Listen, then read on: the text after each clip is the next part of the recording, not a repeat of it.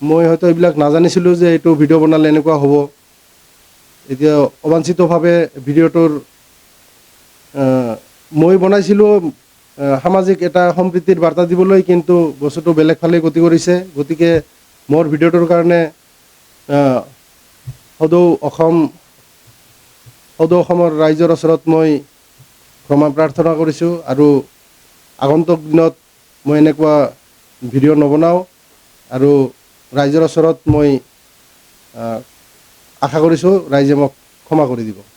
মই আচলতে যিটো কথা কৈছিলোঁ তোমালোকৰ ৰংঘৰ বুলি, সেইটো আচলতে দুই এজন ব্যক্তিক উদ্দেশ্য কৰি কৈছিলোঁ, যিসকলে সঘনাই দেখা যায় যে ভাৰতীয় নাগৰিক, কিন্তু তথাপি তেওঁলোকক মিঞা বুলি কৈ নানান ধৰণৰ অন্যায় অত্যাচাৰ কৰি আছে। মিঞা খেদা অভিযানৰ দৰে এটা অৱস্থা হৈছে, মই দেখা পাই আছোঁ ফেচবুকত।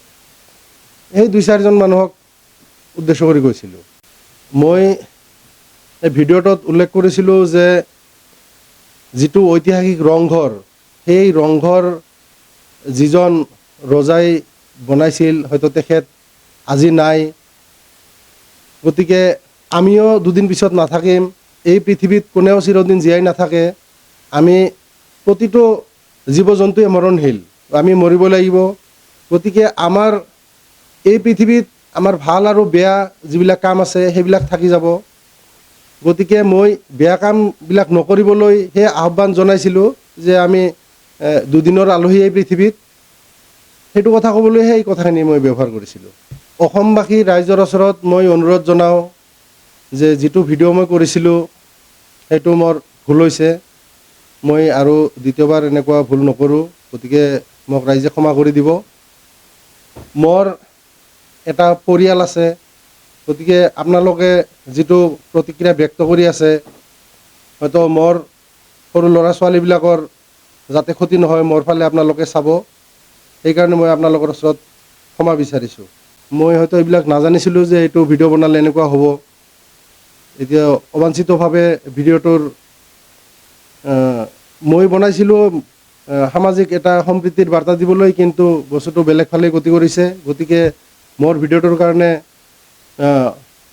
সদৌ অসমৰ ৰাইজৰ ওচৰত মই ক্ষমা প্ৰাৰ্থনা কৰিছোঁ, আৰু আগন্তুক দিনত মই এনেকুৱা ভিডিঅ' নবনাওঁ, আৰু ৰাইজৰ ওচৰত মই আশা কৰিছোঁ ৰাইজে মোক ক্ষমা কৰি দিব।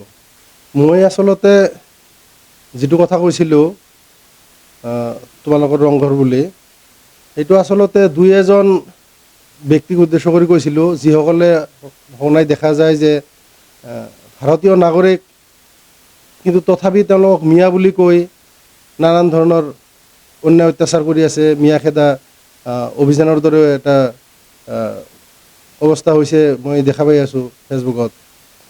সেই দুই চাৰিজন মানুহক উদ্দেশ্য কৰি কৈছিলোঁ।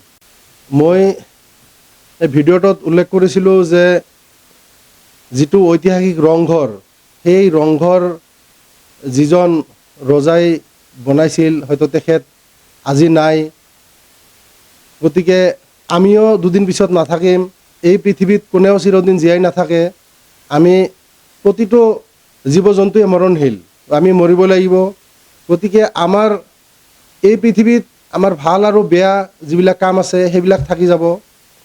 গতিকে মই বেয়া কামবিলাক নকৰিবলৈ সেই আহ্বান জনাইছিলোঁ যে আমি দুদিনৰ আলহী এই পৃথিৱীত, সেইটো কথা ক'বলৈহে এই কথাখিনি মই ব্যৱহাৰ কৰিছিলোঁ।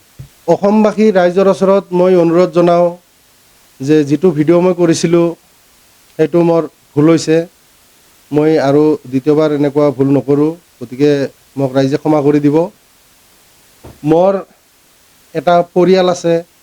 গতিকে আপোনালোকে যিটো প্ৰতিক্ৰিয়া ব্যক্ত কৰি আছে, হয়তো মোৰ সৰু ল'ৰা ছোৱালীবিলাকৰ যাতে ক্ষতি নহয়, মোৰ ফালে আপোনালোকে চাব। সেইকাৰণে মই আপোনালোকৰ ওচৰত ক্ষমা বিচাৰিছোঁ।